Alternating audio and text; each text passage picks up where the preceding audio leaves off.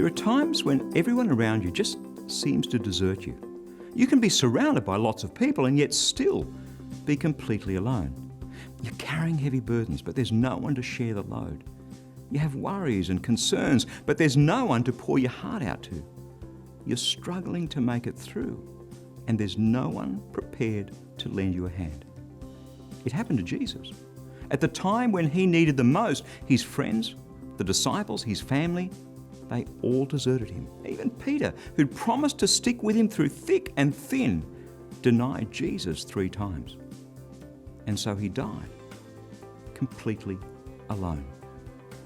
It happened to the Apostle Paul as well. Almost everyone had deserted him when he was locked up in a Roman dungeon, right there in his hour of greatest need. 2 Timothy chapter 4, verses 9 and 10. Do your best to come to me, for Demas, in love with his present world, has deserted me and gone to Thessalonica. Crescens has gone to Galatia, Titus to Dalmatia. I've seen it too.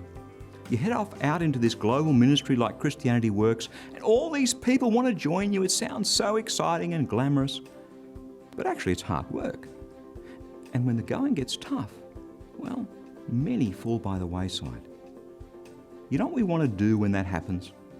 We want to give up.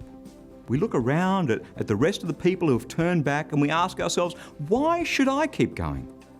If God can't be bothered to put people next to me who'll share the load, if God can't even make sure that I have one friend, just one to lean on, what's the point? So, there's the Apostle Paul. He's been out there for years proclaiming the gospel.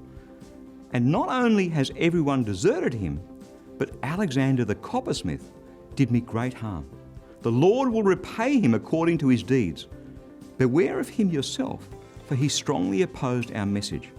At my first offence, no one came to stand by me, but all deserted me. May it not be charged against them. How would you react? How would you feel? Here's Paul's response. 2 Timothy chapter 4, verse 17. But the Lord stood by me and strengthened me, so that through me the message might be fully proclaimed, and all the Gentiles might hear it. So I was rescued from the lion's mouth. The Lord will rescue me from every evil deed and bring me safely into his heavenly kingdom. To him be the glory forever and ever. Amen. When everybody else deserts you and fails you, God will be there to stand by you. He'll be faithful to the end. That's his word, fresh for you today.